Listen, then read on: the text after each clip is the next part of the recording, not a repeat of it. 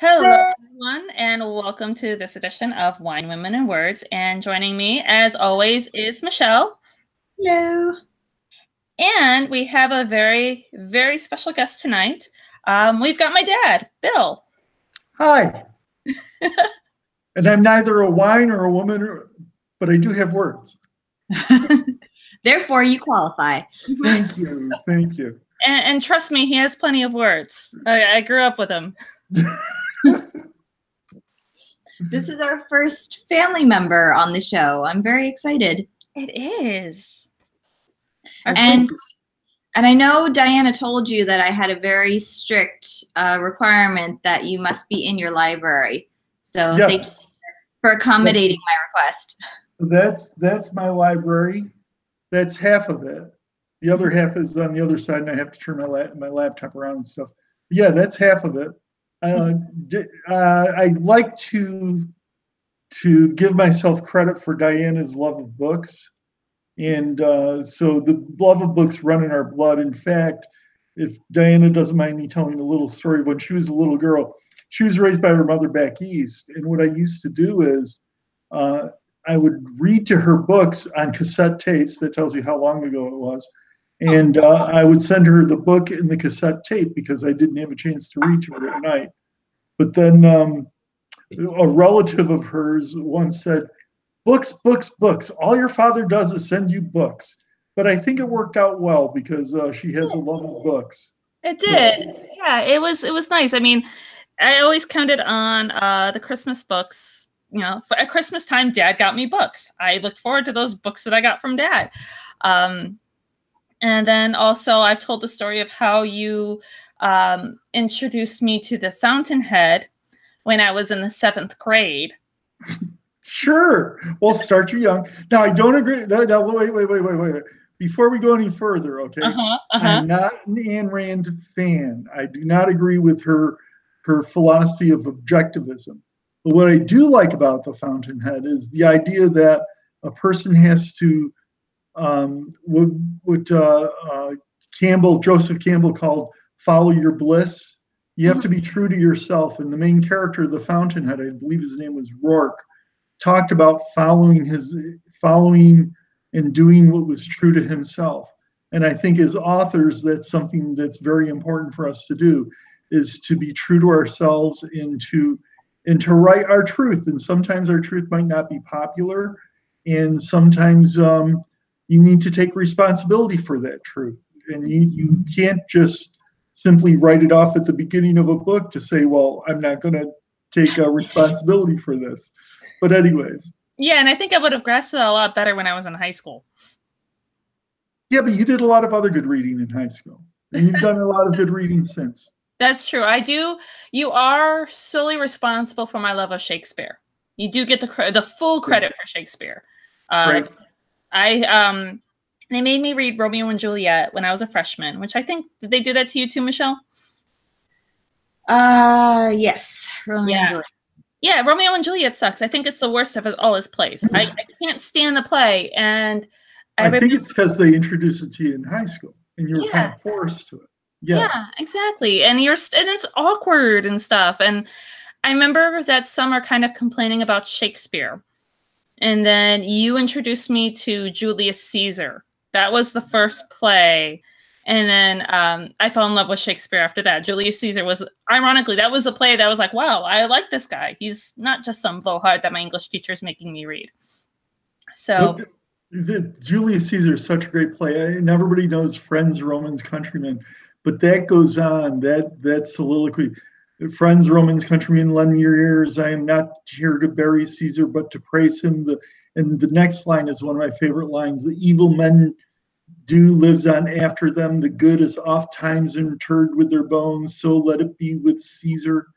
I mean, that's just great stuff. And when you go over Shakespeare, and when you really think about the words, and when you really delve into it, it's unfortunate that they're plays because you have to really delve into the words to get the full might of it. I love his sonnets. My favorite sonnet is the 73rd sonnet, especially somebody who's approaching the age I am, because I'm like approaching quickly 40. And Which I love because I'm 21, so that works for me. Yeah, I'm good with that. I'm good with that. Yeah. But I mean, that sonnet is such a beautiful sonnet. That time of year when thou mayest in me behold, when yellow leaves or none or few do shaken upon the boughs which bear the runes of. Oh, I'm messing it up now, but it's a beautiful poem about aging and about loving somebody, even though you know that time of that the time that you have with them is short. Mm-hmm. And it's a beautiful poem. But I think we digress, don't we? We do, but that's okay because we do that here from time to time. Okay. Yes, because I was actually going to say the reason why we have you on the show is not to talk about Shakespeare, which we could totally do because you've got 3 Shakespeare nerds here on the show. We're here to talk about your book because my dad wrote a book, and it is called Italianita: The Essence of Being Italian and Italian American. So that's the book there, guys. Yay! Up a little bit so my name shows. Yeah, okay. So yeah, we gotta show off the name there, Dad. For those who are listening, it's under William Giovinazzo, and we'll have a link to it in the show notes because I understand that's gonna be horrible to spell if you are not familiar with spelling it. I know I was in the 1st grade when I learned how to spell that sucker. I don't know about you, Dad. 3 easy parts. Like Giovinazzo, 3 easy parts. Once you learn that, you got it down cold. Yes, and I remember the very moment that I learned how to spell my name on my own. Not many kids have that memory. See, my mom's Italian. Now we talked about this before. I don't know if Diana told you, but we have determined that there is a slight possibility that we're actually related somewhere back in the family tree because we're from very close regions in Sicily. Oh, really? Where's your family from in Sicily? Palermo. That's where my family's from. San Giuseppe Dato is technically where Grandma's family is from. Okay, just north of Palermo. So it's practically Palermo. I am sure my grandfather got around to meeting one of your grandmothers or something. So distant cousins, something like that. Eventually, we're all related. Pretty much. So for those unlucky few who are not Italian, explain what Italianita means. Italianita means the essence of being Italian. And a couple points about that. As I talk about in the book, in the first chapter of the book, when I was growing up, I didn't really understand what it meant to be Italian. I lived the stereotype that was made up about Italians. I talked like an Italian. I acted like an Italian was supposed to act. I played up to the stereotype, and that worked for me in certain ways. However, in about 2004, I went to Italy for the first time, and I realized that the stereotype of what Italians are supposed to be is a far cry from what we actually are. And I realized the depth and the beauty of our culture. And since then, I've really been passionate about finding out and discovering more about my culture and discovering more about my ethnic heritage. So in that process, I really wanted to find out what was the essence of being Italian? What does it mean to be Italian? And in the book, I discussed that because one of the challenges is Italy is very diverse. Each region does things extraordinarily different. Someone from Milan, let's say, might not necessarily understand somebody speaking Sicilian. In fact, some even suggest that Sicilian is a separate language completely and not a form of Italian. And that's Italians, and it's the regional languages within Italy are frequently called a dialect, but they aren't. I go into that in the book. But the language, the way they eat, each region has very different food customs. If you ever go to Italy, I love Florence. It's probably one of my favorite, if not favorite, city in Italy. But their bread is horrible. whereas in other parts of Italy, the bread is wonderful. Pizza, for example, pizza in Napoli is extraordinarily different than a pizza in Sardinia. Mm-hmm. So Italy is very, very, very diverse. So how do you put your arms around such a diverse group of people and come up with what is the essence of it? There was a historian whose name escapes me now, but I do quote him in the book, who says that Italy is just a geographic expression, and I like that term. But no, there are certain characteristics about Italy and being Italian that really are core to the Italian people. And that's in the conclusion of the book. So I'm not going to tell you what that is because I want people to go out and read that book. And I want to leave them on a cliffhanger. But no, Italy it's extraordinarily important to me. My culture, my heritage, it permeates who I am as a person. So it's a wonderful, deep, beautiful culture. Mm-hmm.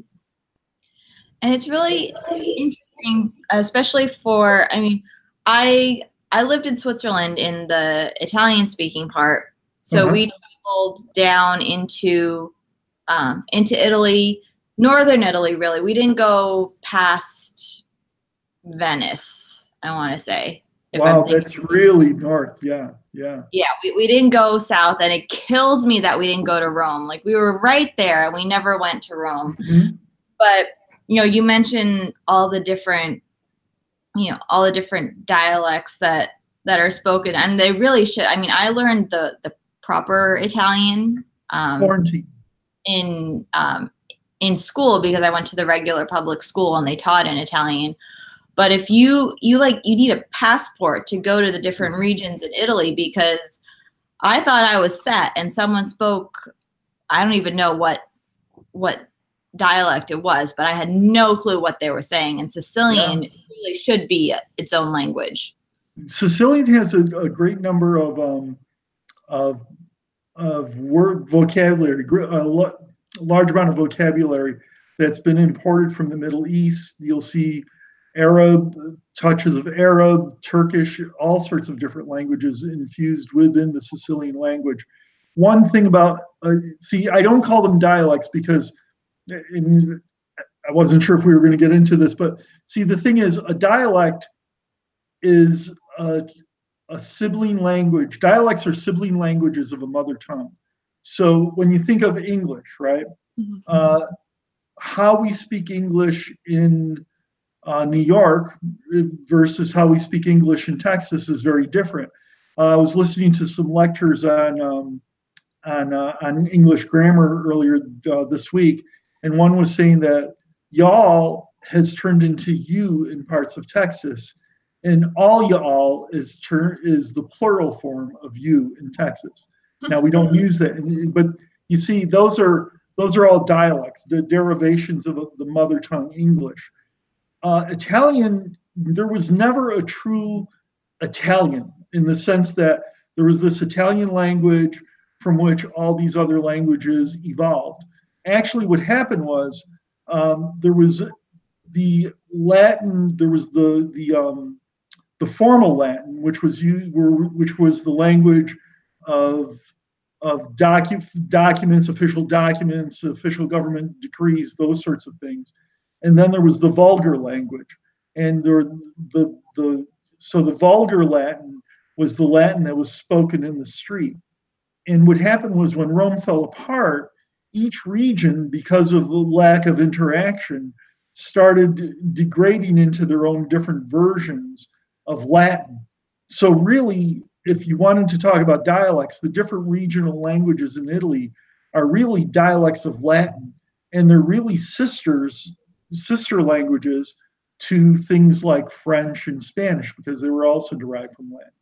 But it's more convenient to call these different regional languages dialects, so they're dialects. Mm-hmm. So that told you more than what you wanted to know about how the Italian language evolved. But it's so fascinating. I love learning all of this stuff through both your journey in studying this, and then I started studying Italian history because of Anita. Yeah. Because you're actually, in addition to all of my love of books, it's your partially your fault for writing Anita. I wrote Anita. So let me tell you guys a story. So back when he was researching for this book, he was like, oh, you've got to read about Anita. And I was working on another nonfiction project and struggling, but, you know, Dad always taught me I got to finish what I started. Don't make excuses for it. And Anita didn't fit the parameters of what I was studying. And I kept blowing him off. And every time I went around him or talked to him, and he and I talk a lot, it was always, have you read Anita? Have you read anything about Anita? Have you picked up a book about Anita? And finally, I was like, oh, for crying out loud, let me pick up a damn book about Anita just to shut the man up. And then you went off and had pineapple pizza to spite me. Exactly, because that's what I do when I want to spite my father, is to have pineapple pizza and register as a Republican. True story, I did that when I was 18. That was the only way I could rebel, because at that point, he's pretty much seen all my antics. Which, I mean, I don't even think I got that much of a reaction out of you at that point. I think you just shook your head and walked away from me. At 18, I had no control. I mean, I've lost all control of all my children. Even the dogs in the house are out of control. So I've given up. So anyways, yeah, I picked up the book. I fell in love with her story. And then I started studying Italian history along with my dad, and it's so fascinating. And being on this journey, I was on the journey with him because I read a lot of the book before it came out. And there's so much more. We always hear, when it comes to Italian history, it's the Roman Empire or the Renaissance. That's all you get. And then in Italian American history, it's the mafia. Yeah. Yeah. I mean, there's Italian history is basically 4 steps for most people. You go from Rome to the Renaissance to World War II, Mussolini, and the mafia. And there's a whole bunch of stuff in between that's kind of important. Yeah. You hear about Mussolini, but you never hear about the resistance that was happening during Mussolini. He wasn't loved by everybody in Italy. You don't hear about the Italians in Northern California who are getting arrested just for being Italian. And you don't get a lot of that. Well, in context of this podcast, you don't hear a lot about, I don't think people have an appreciation for Italian women either. You know, they say, well, in The Godfather, even though it's a mafia movie and it romanticizes the mafia, which I hate, it does, however, have some good lines in it, and it's a good movie. But there's a great line where one of Michael Corleone's bodyguard says to him, in Sicily, the women are more dangerous than shotguns. But you know, the thing is, while Italian women suffered greatly, and I mean greatly, what Italian men have done to Italian women through history, the fact that they haven't killed them yet is amazing to me. I mean, what's been the violence, the domestic abuse, those sorts of things. But still, Italian women persevered. Italian women, when Italian men were coming to the United States to work, they were called birds of passage. They would work, earn a nest egg, and go back home. The Italian women were left behind to take care of the families. The Italian women were very strong. And there's a number of Italian women that throughout history, you can look at the Italian, not just Anita. And the thing I love about Anita is that she was there shoulder to shoulder with Garibaldi. And while there are negatives about Mussolini, when the Vatican protested a statue to Mussolini, to Garibaldi. No, they had a statue to Garibaldi, and the Catholic Church protested. And Mussolini said, fine. So he put up a statue of Anita next to him, and they had a big festival in honor of Anita. But Italian women, there were, as you know, Diana, there's been a number of Italian women who are bandits. But Mhm. you know, a lot of the bandits, they just weren't thieves or you know, brigands, but Mhm. they were actual people that were victims of injustice. Mhm. Um, It reminds me of Francia. I think, yeah. yeah, I love her story, and that's a great father-daughter story. Why Uh, don't you tell a little bit of it? A little bit okay. of it. Well, she in Italian culture and by Italian law up until the 1960s, if a man raped a woman, he could get off scot-free if he married her.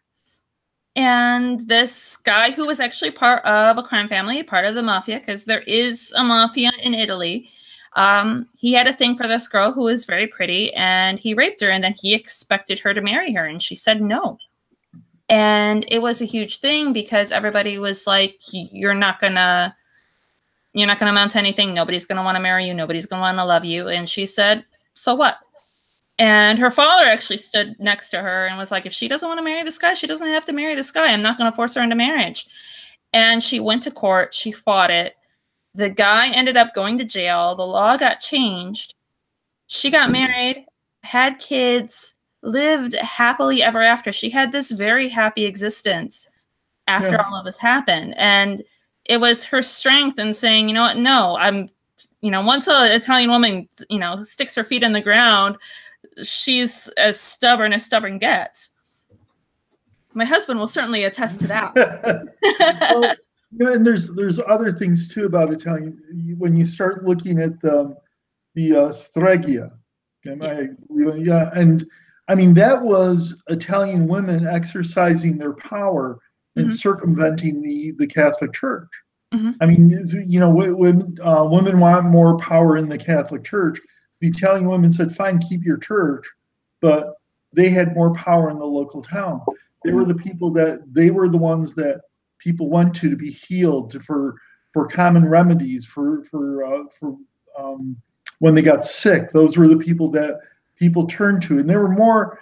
You know, we when people talk about witches and witchcraft and stuff like that, they are either thinking of Harry Potter and cauldrons, or maybe the beginning of Macbeth. But the Streggia were women who really practiced like folk art and folk medicine, and they were really women who they integrated parts of Christianity, but they were also very involved with just like being the sage of the town. You could almost see them as kind of like a Italian Jedi, almost female Italian Jedi almost. Mhm. Like the female Italian Jedi. I mean, really, the Jedi's talking about the Force and all that kind of stuff. I mean, that's what women were. They were, you know. But at the same time, we're saying all these wonderful things about women.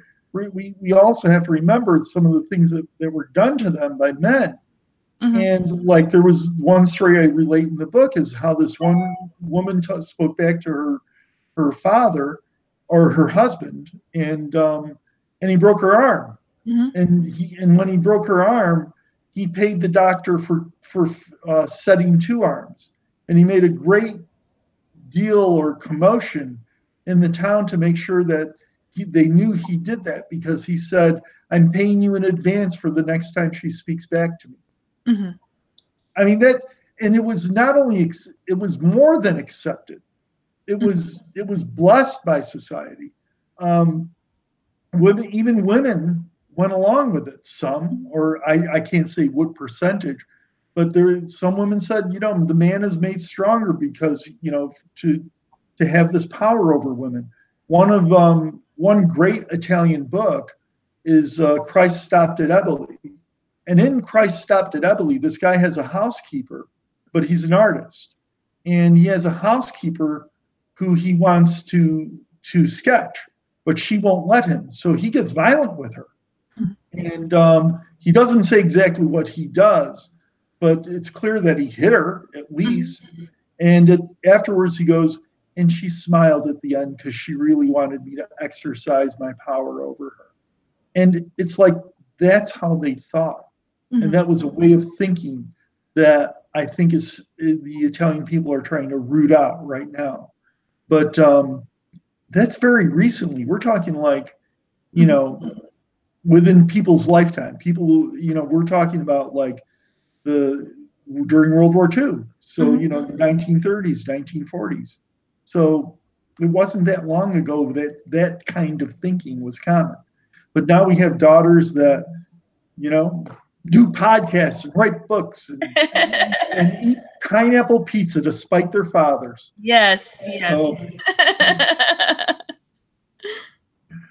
so Michelle, did you have any? Oh, I'm just enjoying listening. But it's true because I mean I learned about, you know, the Roman Empire when I lived in Switzerland, and it's true, you skip to those, you know, the highlights, the eras that are most popular on a world scale, but you miss a lot of, you know, the history that's important to the country and to the people. yes. Which is a shame because I mean I didn't know a majority of what you just talked about. So I'm a bad Italian, but I don't eat pizza. So yeah, then you're a good better girl. than me. Then you're a good girl. But no, I hope that didn't sound sexist by saying, and you're a good girl. But no. Okay. But the other thing too is that one of the things I talk about in the book, and will probably be the subject of my next blog, is the idea that now that we're living in the United States, it's very easy for our culture to be diluted. And there's certain things that we need to do to maintain our culture. And I think being able to speak the language is one thing. I think becoming familiar with our literature, not only the literature that most people think of when they think of Italians, like, you know, like Dante and Boccaccio and those types of things. But even today, the Italian people produce incredible authors. Italo Calvino. I was actually going to say that's one of my favorite authors. Yeah. Now, which one did you read of Italo? I've actually read two. I read On a Winter's Night and I actually listened to it. It was on the Audible does a great version of it. The Viscount one. Okay. Viscount? Yes, the Viscount. That one's a great one. He's a great example of magical realism, which is something that I'm really getting into. Even beyond that. I was listening Michelle, to another. By the way, side note, Michelle, you do need to read On a Winter's Night. You will enjoy it. On a Winter's Night, A Traveler. Yes. It's an incredible book. I was listening to somebody lecture on literature recently, and this person said that when his students read Italo Calvino's On a Winter's Night, A Stranger, the first thing they say is, can you do that? Almost like there's a rule to the way you write. But Italo Calvino, what he writes, it's just incredible. And especially that particular book, I've heard it referred to as metafiction, but where he writes fiction about fiction. And anyone who writes has to read On a Winter's Night, A Traveler, because I mean, it's so much about what we do as writers. But yeah, I mean, Italo Calvino is a great one. Umberto Eco is another great one. In the Name of the Rose, Falkut's Island. Am I getting that right? I hope I'm not embarrassing myself by getting that wrong. And then there's, of course, The Leopard by Lampedusa. I may not be pronouncing that one correctly. That one is an incredible novel. If you're of Italian descent, you should read that, because that's like very important in the sense of what it means to the Italian culture.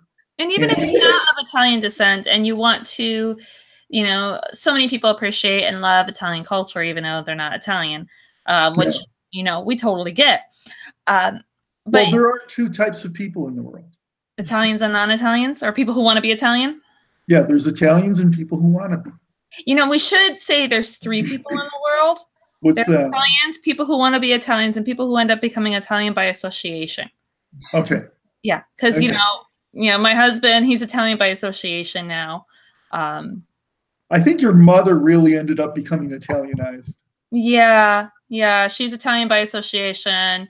Carol, Yeah. my stepmom, she's Italian by association. Well, I think Rich is becoming Italian by association. Michelle. well, the funny story about the my wife Carol is that one time we were sitting at the dinner table, and Diana's brother and sister were. It was just the four of us. Diana wasn't with us that evening, and during dinner, the kids were talking about being Italian. And my wife spoke up. She goes, "Wait a minute, you're part Swedish." And it's like, you know what? You're right. Tell us some great things about Swedish culture. And my wife is like, well, we have Swedish meatballs. And let's go back to talking about being Italian. I love the time with Ryan where he asked me what's for dinner and I said pasta. And he's like, seriously? You're going to say pasta? That doesn't narrow it down. Yeah. You know, is it penne? Is it linguine? Are we having spaghetti? Here's the thing. Pasta and spaghetti are two totally different things. No, wait a minute, though. Here's something that I've discussed with your sister, too, is that when I was a kid growing up, we didn't eat pasta. Mm-hmm. We had macaroni or we had spaghetti. I didn't start using the term pasta until I was in my 30s. I grew up with the term pasta. Yeah, well, I grew up in a different time, obviously. Changes and but no, right back to the Americanization. We didn't talk about pasta. Mm-hmm. I mean, we talked about, you had macaroni, you had spaghetti. We didn't talk about pasta. In the great sauce gravy debate, do you call it sauce? Do you call it gravy? Sauce. I didn't hear about that until maybe like after the movie Goodfellas came out. Mm-hmm. I mean, I never heard anybody call it gravy. Now there's parts of the Italian American community. There are some Italian American communities that do use the term gravy, but no one ever like debated it or anything like that. Michelle, your family's from New Jersey. Was it sauce or gravy for you? It's all, I didn't even know that was a thing until like literally 2 days ago. Yeah. Really? I saw a post, something on Facebook that was like, for the last time, this is sauce, and it had a picture of, spaghetti with sauce on it. And this is gravy. It had a picture of gravy on mashed potatoes. I didn't even realize that anyone actually called it gravy. It's always been sauce in our family. Mm-hmm. Yeah, I think what happens, I think, is that there are some things that are regional, and I think gravy is a regional term. And there's going to be people who are Italian Americans who are going to freak out about this because they get crazy about it. But there's certain areas of the United States where Italians call it gravy. And somehow it got into a movie. I'm pretty sure it was Goodfellas.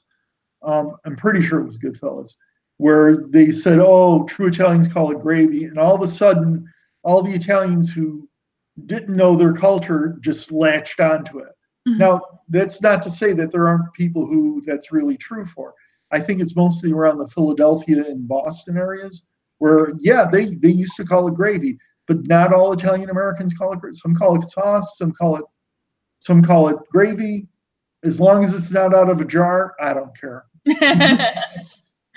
Which is very true. I got jarred sauce once last year when I was sick because I was having I had a really bad sinus infection in my jaw. I think I told you about this, Dad. At least the sinus infection part.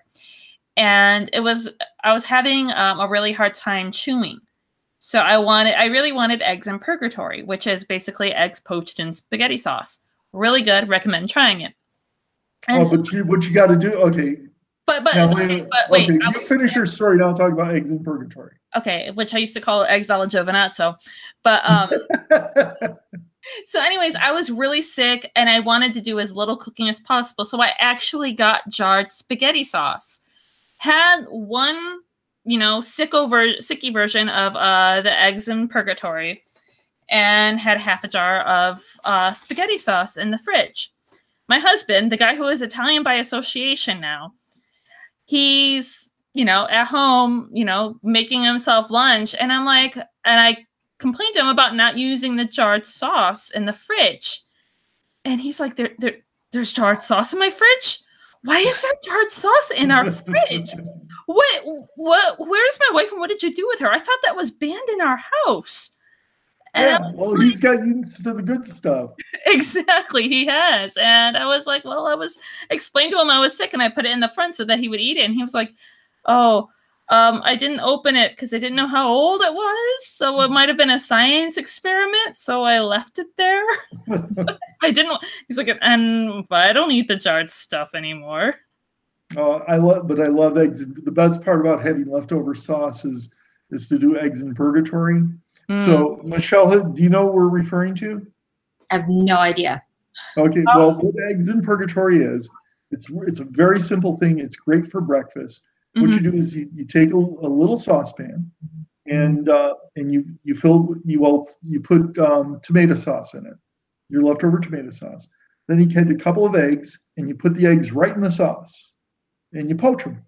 Now, I like it where the yolk is soft, and then you take this stuff out, you pour it into a bowl, and you serve it with bread slathered with butter. It's a wonderful thing. It is. Sometimes I have it for dinner. See, now when you said you wanted sauce because of eggs in purgatory, okay.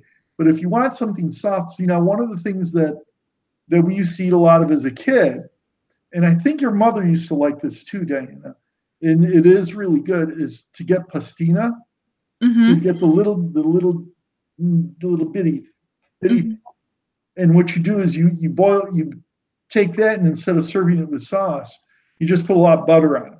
And then you sprinkle that with a little Parmesan. Now to me, that's comfort food. That's what I would really think of as a good comfort food. But surprisingly, that's kind of the origin of fettuccine Alfredo, which is not Italian. Fettuccine Alfredo is not Italian. Neither are meatballs. Let's establish this now. Meatballs are not Italian. They are Italian American. They were invented by Italian immigrants, but it is not an Italy-based thing. And if you're a vegetarian who doesn't eat meatballs, it doesn't make you any less of an Italian. Okay, continue. You're perfectly free not to eat meatballs. Yes. But what happened was, I always forget the name of this guy, but he was an old-time movie star, and he had gone to Rome, and like Mary Pickford was his wife or girlfriend or whatever. Oh, Fairchild. No, Fairchild? Yeah, it was. I know whom. Oh wait, Mary Pickford. It was Mary. I was thinking of Dorothy Park, or Mary Pickford's best friend, because I just read The Girls in the Picture.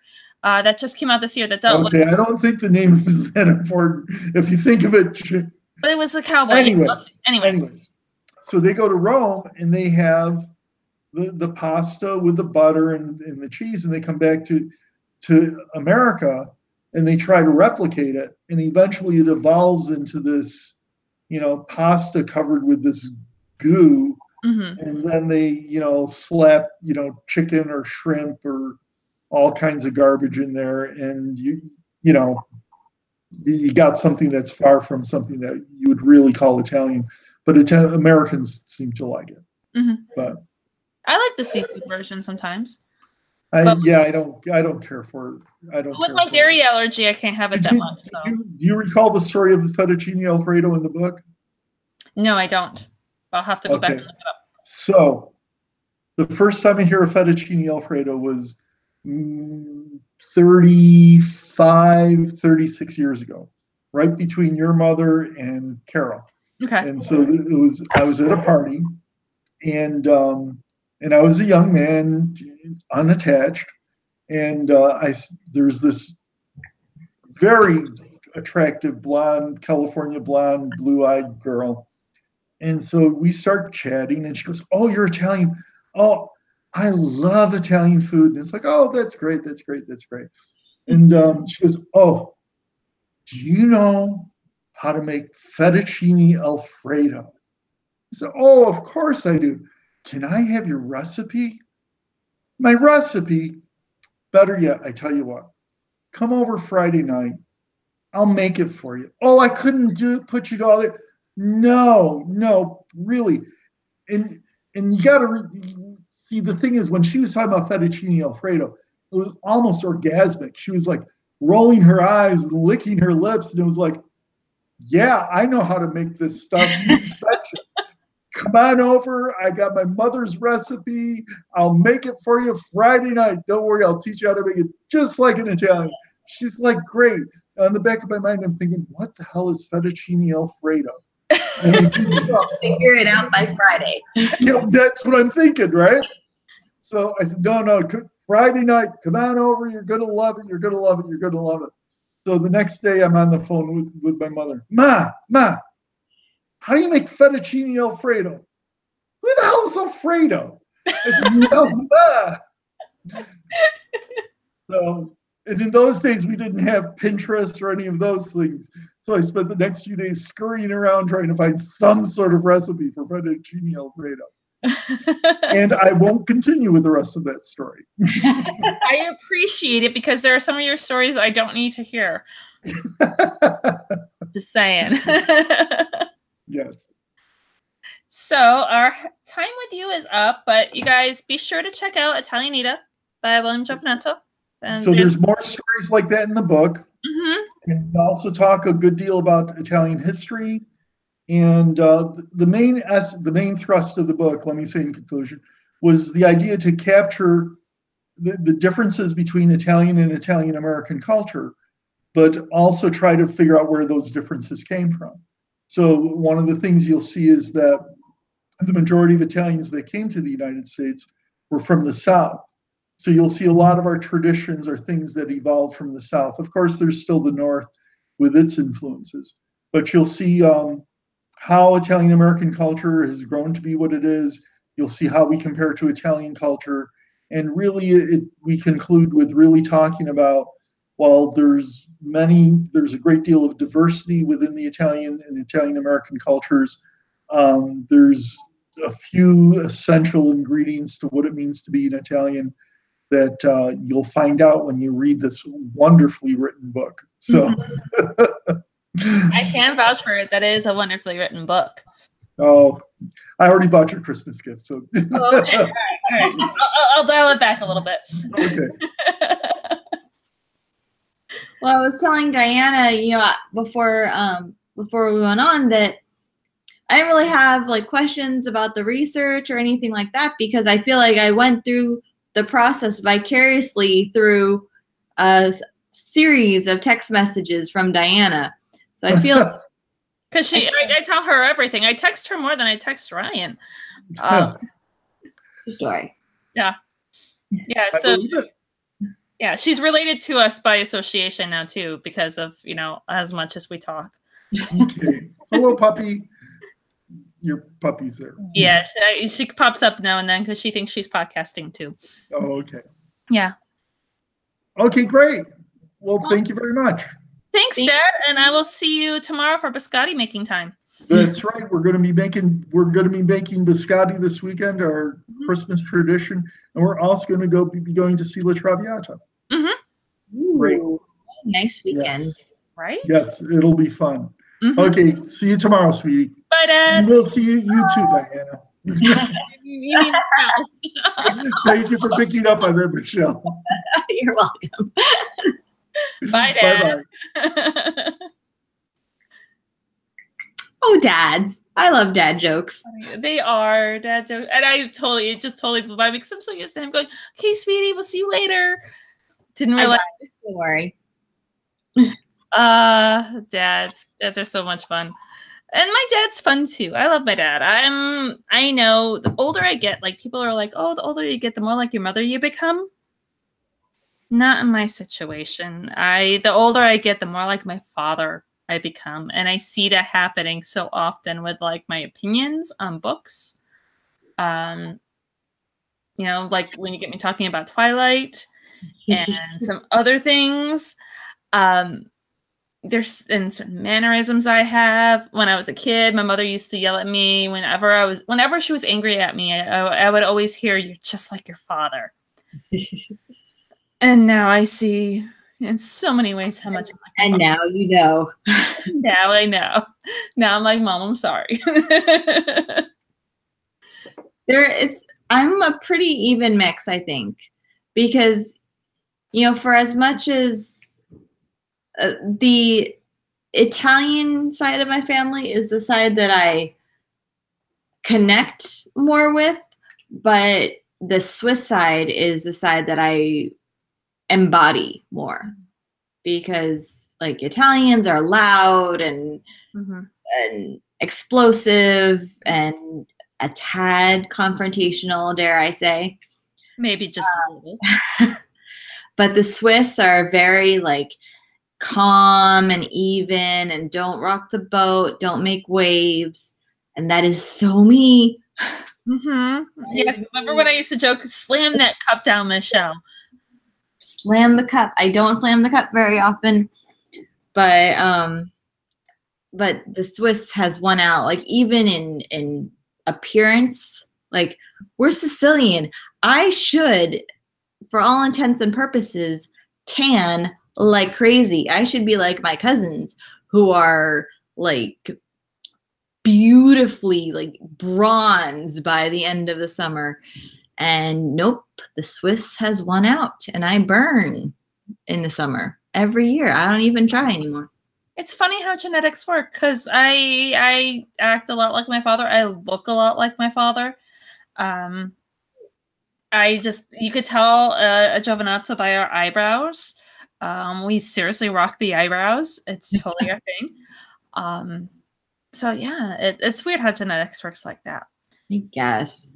I mean, technically I'm more Swiss than I am Italian, because my dad is 100% Swiss and my mom is 50-50 Italian. Yeah. So yeah, you're technically more Swiss than Italian, but that's okay because you're still Italian and you still count as one of the chosen few. The percentage is there. It is there. It is there. It's worthwhile there. So the Lost Vintage, guys. We have some serious unpacking to do when it comes to the Lost Vintage. And we have a subject that we need to discuss because it came up with Michelle and I. And I told her that she needed to put a pin in it, or we needed to put a pin in the discussion. Not she. I was getting a little, how do I dare say, emotional, but Italian. I was getting very Italian about the discussion. So I want to talk about disclaimers, and it comes to play with this book. This book does not have any disclaimers in it. And when I say disclaimer, pick up a book and, especially like if it's a historical fiction book, let's just put it out there. There are some racist dicks in the world, and there are some racist dicks in history. And if you're going to go historical fiction, you can't pretend that everybody was okay with everybody else. You can't have the modern vernacular and ideas. It's just a given. And I recently picked up a book that had a disclaimer at the beginning of it, and it's a historical fiction book. And they were like, oh, it's, there's going to be some racist talk in this. And my opinion is that a disclaimer is lazy writing. And we all have those books where there's immediate turnoffs to a book, whether it's a subject matter or a certain type of character. I think this is my immediate turnoff. And I, being the diplomatic Swiss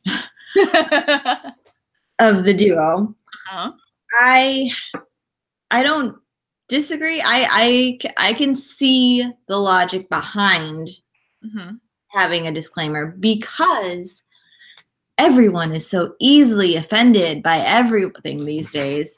But if your art isn't offending somebody, you're not doing your job. Art is supposed to make you feel something.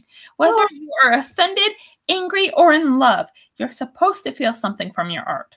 Well, okay, yes, but in love is not being offended by something. Being affected by something, yes, but you're not offended by it. Well, in the words of the great Margaret Atwood, the queen that she is, if everybody is loving your writing and what you're doing something wrong. Meh, I don't know if I agree with that 100%. As long as people are talking about it, then yes. Okay. But I can see the idea behind having a disclaimer. I don't necessarily think it has to do with lazy writing.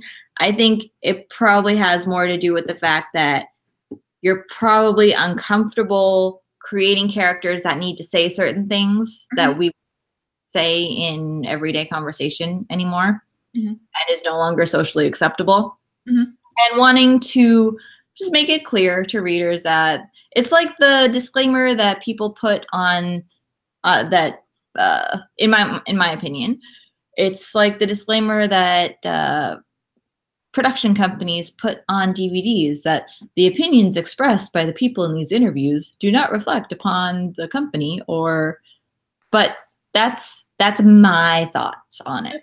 My reasoning as to why it would be lazy writing is because given a historical fiction scenario, you're taking away some of the suspense of it. For example, in The Lost Vintage, we have a character who says, and I quote, "Share your food, don't eat like a Jew." And when oh no, it was not set during World War II. That was set in present day. During World War II, that was during the present day.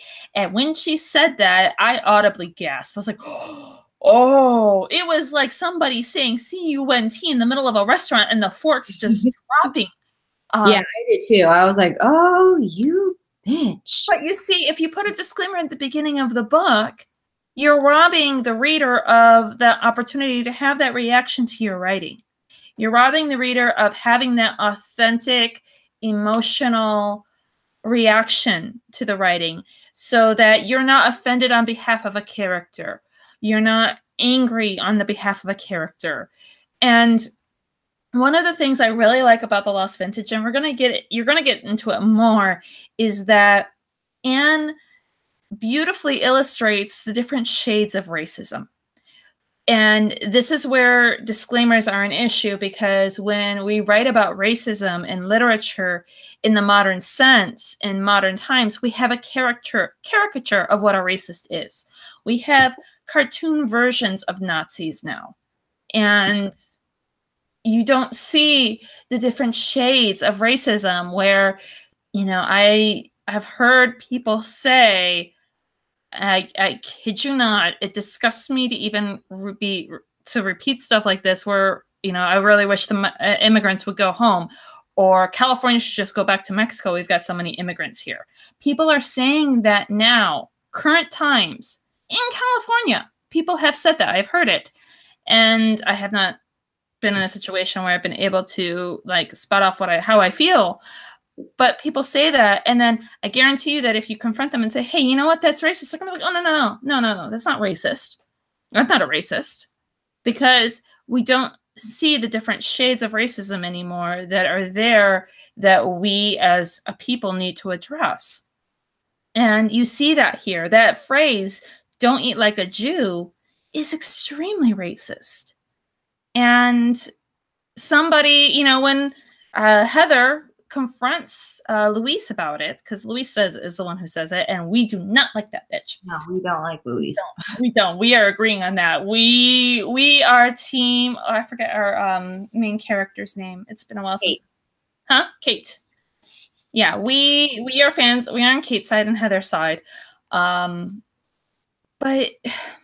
we need to be able to see the different shades of racism, and we need to be able to address them. And we need to be able to do that in the writing. You can have a character say something that's awfully racist if the historical context is necessary for it, and you can have another character have that reaction that you would have, that hey, that's racist response, or hey, shut the F up kind of response, and you could put that in there.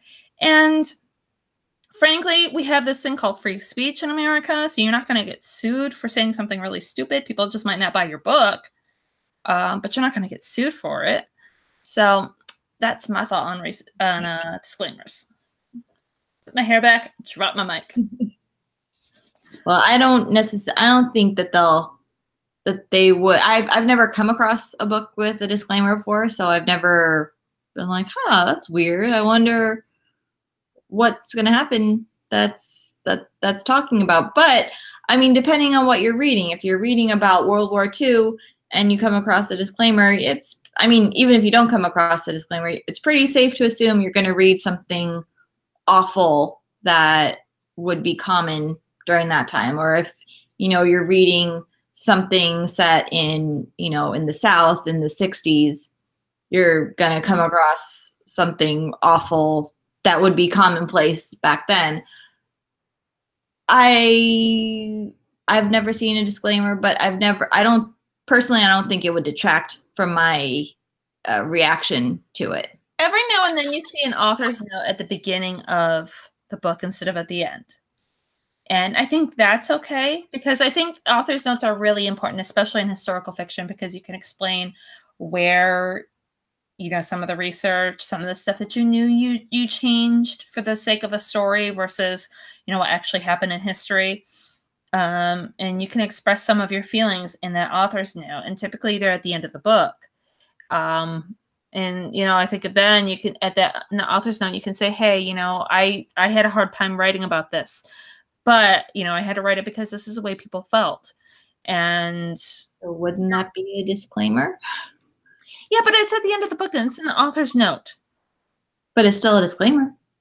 No, see, this is the book that I recently read actually had the word disclaimer. And it was okay. Well, yeah, there's disclaimer and then there's the nuanced disclaimer. Yeah, and I think I'm okay with a nuanced disclaimer that's in the author's note, especially if an author's note is at the end of the book, and be like, yeah, I agree that this stuff was racist, and if you want to learn more about how to combat anti-Semitic practices, go ahead and check out these organizations.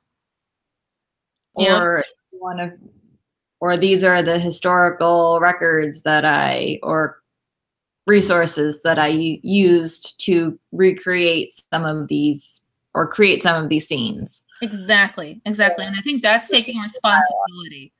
That's taking responsibility for your writing, and it's and you're doing your job as a writer and as a historical fiction author too. So those are my thoughts on the disclaimers. Okay. So in addition to that, we also need to talk about some of these characters that we need to unpack. So Louise, we discovered she's a bitch. We do not like her. Nope, not so much. Yeah, no. And then we have Walker. Now, and for you guys, this is your opportunity. Now, we might get into some spoilers. We're going to talk about what was it, chapter? Where am I now? I'm on page like 140 something. Okay, so we're going to talk to roughly up to one page 140. I have to make sure I know exactly where you are because I've read the whole thing, so I know some of the spoilery things. Chapter, I don't know, page 143. Okay. So I basically, spoiler, hit pause, come back later when you've caught up to page 143. And we're going to insert pause music now. So for those of you who are just listening, pause music. Okay, and we're back. So I know she found the secret cellar, and found out that Helene was a Nazi informant. Although I'm not convinced that that's true, as I waver on my lollipop in conviction. And then, so we met Walker. He seemed fine when we first met him. And then... Oh, can I just say for Walker, so on page 138, he says... more than 70 years after World War II, and the resistance has been so glorified, hardly anyone remembers that the majority of French people were cheese-eating surrender monkeys.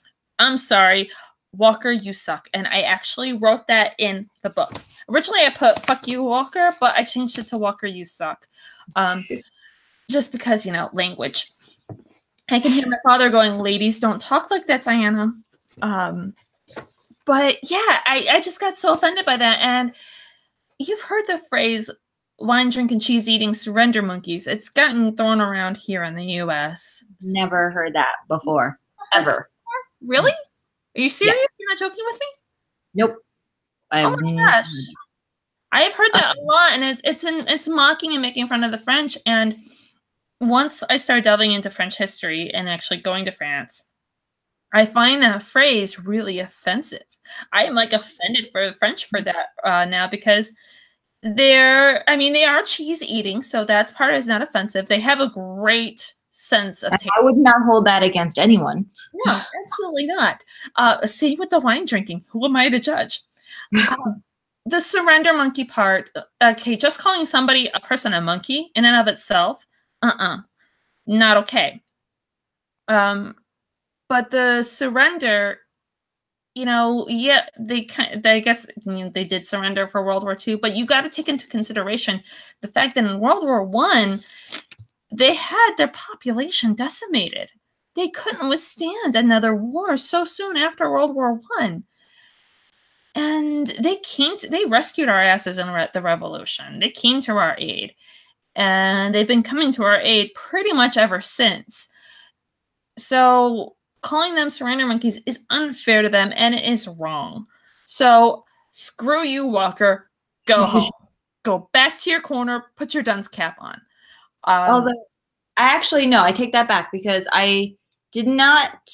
I started to like him when we first met him, until he made that comment about a lady isn't supposed to pour herself a glass of wine, and he made it sound like it was like an ancient term to call a woman a lady. Oh, and we need to bring up the date at the restaurant. We need to. It was super awkward, and I'm convinced that he took her to the wrong restaurant on purpose. And it's interesting. I love that you brought up that point, that you're convinced that he brought her to the wrong one on purpose. I didn't think about that, because what I thought about was the fact that, as Kate pointed out, he claimed he spoke French fluently. And he made a very simple, a mistake that only somebody who didn't speak French would make a mistake on when they went to that restaurant. I want to hear what your thoughts are as to why you think he purposely took her to the wrong restaurant. Okay, this is my theory. And I just formed it, and it may be a huge stretch. But your theories, and historically speaking, let me just say, are not that far of a stretch. You have good theories. Continue. Well, thank you. So he has heard rumors of all these, vintages throughout France and throughout the region that Kate's family lives, of all these vintages that have been hidden and smuggled away and hidden from the Germans during World War II. I think he is trying to get close to her because he suspects that they have found the hidden vintages, and he wants to con her with this group of wine people that he met up with, took her to the wrong restaurant to make him sound like, oh, you're so cute and American and you messed up the language. Oh, ha, ha, I like you. So she can confide in him and tell him about these secret hidden vintages, and he gets first crack at him, because when they were talking about it, he seemed awfully eager to tell her about all these connections that he has to people who can determine the wealth of these theoretical and hypothetical collections. It's my theory. Can I give you a thought on that theory? Sure. Am I right? You're not that far off. That's sweet. See, your streak continues. You have good theories, and I like your theory. So let's take a moment to pause and reflect on how beautiful this book is written. Or how beautifully this book is written. I'm on my second glass of wine, so guys, please forgive me. But I've found myself highlighting and paper clipping so many different points in this book. And some of it was just because of her language and her writing. One phrase really stuck out for me. The beauty of this land still took my breath away, but now I was acutely conscious that it was merely a shell hiding the rot within. That kind of blew me away a little bit. Yeah, it is. I mean, she has combined so many different worlds into the story. I mean, there is the wine world, which, I mean, if you read this book and don't have the tiniest little desire to become a sommelier, and devote your life entirely to the knowledge of wine, then you're not reading it right. Not gonna lie, I totally Googled when to take the next sommelier class and what it takes to become a sommelier. I mean, I don't think I have the palate for it, but I wouldn't mind that. A girl can try. A girl can try. A girl can dream. Also, she didn't Google Walker, because I'm not positive that he's a sommelier, because he made, like, I don't know, the way he talked about it. I mean, do they really call themselves somms? I mean, maybe they do, but I don't know. Do they? Well, maybe Walker's just a pretentious douchebag. Or that. You know, solid possibility. But anyway. And ladies, please remember, always, always, always Google your dates.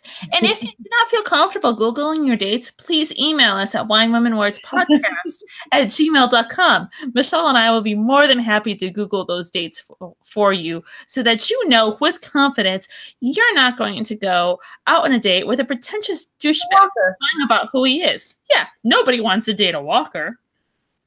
Well, I mean, we can't guarantee that won't happen, because some people are pretty good.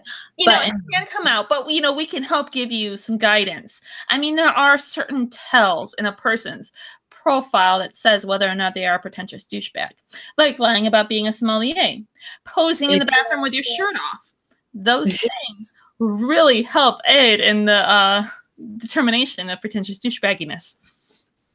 I mean, once you hit your like mid-20s into your late 20s into your early 30s, you have the radar. You should have the radar. If you don't have the radar, we are here for tutelage. Small fee attached. So she has the wine world, and then she has the France world, which I just want to go and live in a villa in wine country France. I want to go back to Alsace and like buy a winery there on the wine route. Bread and cheese and drink wine. Do not eat that meal. The whole scene with the uncle and the aunt and the sole, that was disgusting. Or not sole, was it tripe? Tripe. The tripe. Oh, it was disgusting and hilarious all at the same time. For you, those of you who have not experienced the joy that is tripe, I accidentally got it once in a pho soup, and my dogs really enjoyed it. It's tripe is like rubber. That's really the only way to describe it. You can find it in menudo, some pho, obviously, and some French cooking. But it's cow stomach, and you've got like the little like thingies. I mean, there's no other way to describe it. It's the thingies, these little like dot things, and then it's like got like these flaps attached to it because it's the lining of the cow stomach. And there's different types of tripe I've learned. There are different types of tripe depending upon the stomach of the which stomach of the cow that you were taking the tripe from. I mean, yeah. And so it like literally, okay, so I back when I was eating meat, I got a pho that had the tripe in it. And it's not like you can cut it with a fork. It's not tender. It's literally like eating rubber. Your knife, when she talks about like her knife bounced off the tripe, that literally happens. I had to get a pair of scissors and cut it into bits and give it to my dogs. That's how I was able to cut the tripe. But yeah, it's so gross. But it's so cute. That scene is so cute where her nephew's like, you said you'd help me with anything that I didn't like. Here, Auntie, have a big plate of tripe. I mean, that scene, food, I think food is overlooked sometimes in the descriptions. A lot of authors say, you know, when they're building worlds, just to think about everything in the world, like think about the smells and what the ground feels like, what the air feels like. I feel like food sometimes can be an overlooked part of a world, but that scene, like I could see it in front of me and it was disgusting. And let's talk about how Jean-Luc was a total hero. That was a moment I think I kind of fell in love with him, where he like when he comes to her rescue and he's like, here, let me help you with this. And he takes the full plate for himself. he's like the, you know, the ex-boyfriend that the family still loves, Mm-hmm. that they probably like a little more than they like you. Yeah, yeah. So, I mean, he already knows how to work the family. Mm-hmm. But I was eating while I was reading that scene. This is gross. I can't eat this right now, and it's not tripe. It's delicious, but gross. Mm. Yeah, and I feel like, yeah, like you said, with France, food is so important, and that's one of the similarities between the French and Italians, is that food is a very important part of the culture. And yeah, she had to have the proper French foods, which is fantastic, and she's got the credentials to be able to do that with her journalism experience, which you are probably going to fangirl over next week. I guarantee it. Probably. Yeah, I mean, she wrote for Condé Nast. That's one of the ones I can think of off the top of my head, and I know Michelle's going to be like total fangirl over that. So be prepared. Tell me about your life. Whoop. Airplane. Sorry, we have an airplane flying over, and Fish does not know how he likes airplanes. So far, he's not impressed. Oh, okay, good to know. But I mean, it's a beautiful book, and I'm really kind of heartbroken. If Helen really was like this awful person, I wouldn't be so sad, but I don't think so. Character. I love her character. I love all of the characters in this book, including Louise. I love to hate her. And Walker, he is a well-crafted douchebag. All the characters, I love all of them so much. Heather and Nico, I love them to death. They have a very special place in my heart. They're the best. And yeah, I mean, the characters are so good. And Helene, I mean, that poor girl. Let's just talk about what a sucky situation she's in. Well, first of all, she's going to a school that never selects women to go on to lycée, which, I mean, if I had stayed in Switzerland longer than I did, I would have done a similar test in Switzerland. So, like, how old is Helen? Like, oh god, 15, 16? Yeah, she's teenagers. Because in Switzerland, so in the equivalent of 8th grade, you take this test, and that determines like whether or not you'll go to liceo, because I was in the Italian speaking part, but lycée, the same school that Helen is talking about. And it's a big deal. That test is a big deal. And I mean, let's go back 50, 60 years to Helen's time when women didn't go to lycée, and her father is actually supporting her and wants her to continue her education. And then the stupid Germans show up, and she has to stay and, give up her dreams and help protect her family. Mm-hmm. Sucks, especially with an awful stepmother who hates her. Yeah, it's very much a kind of Cinderella situation with the stepmother. Yeah, I kind of feel bad for the stepmother a little bit because, I mean, she has Benoit, who is a little sickly. And, I mean, I would be freaked out and stressed out also as a mom. Mm-hmm. So I feel for her a little bit, but you don't have to be a bitch to your daughter. Yeah, exactly. And it's not like, I mean, her mother died, so it's not like the situation where you have to deal with the other kid, and it's not like she's necessarily going to inherit the stuff, everything from, and take away the kids, your kids' inheritances. Yeah. So it's a book. I'm slowly reaching the unputdownable point. Mm-hmm. I don't know if it will be the same point that you reach your unputdownable point. It possibly will. Possibly, because I think you're getting close to that point where it's unputdownable. So a lot of reading today. Yes, and we've got Anne coming on the show next week. Mm-hmm. I'm so excited, and I'm working on possibly getting a another very special guest on the show for a bonus episode. So I don't know if that's going to happen because she's been traveling a lot. But we're going to try to get her on the show to talk to us about some stuff. So it's going to be a surprise. It's going to be a surprise episode. And then we're going to try to take a hiatus for the Christmas holiday. Theoretically. Yep. In theory. In theory, because, you know, we kind of like you guys and we like coming back. So, you know. So in the meantime, keep reading. Yes, keep reading. Get your questions into us. Be sure to get us questions. I would say by December 17th, since Anna's going to be on the show on the 20th, because this is a very question-worthy book. Yes. Fish is distracting me.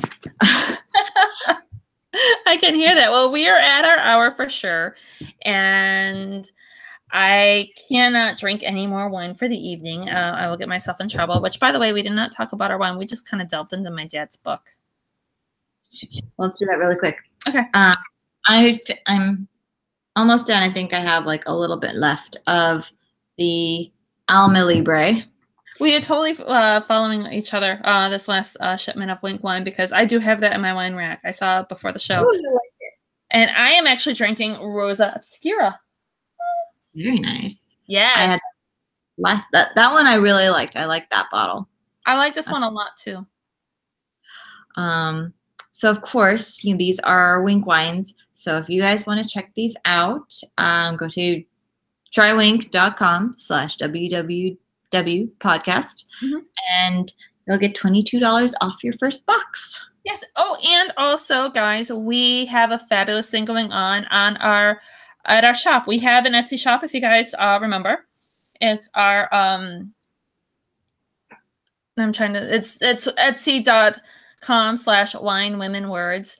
And if you put in the code WWWXmas between now and the end of the year, you get 10% off your orders of $30 or more. So you can get some awesome mugs, some tote bags, t-shirts, sweatshirts, travel mug, all sorts of cool shit on there. So be sure to check that out because we really do love you guys. And, you know, you totally want to rock the Wine Women Awards. Absolutely. Mm-hmm. All right, everyone. Have a good night. Bye, guys. See you next week.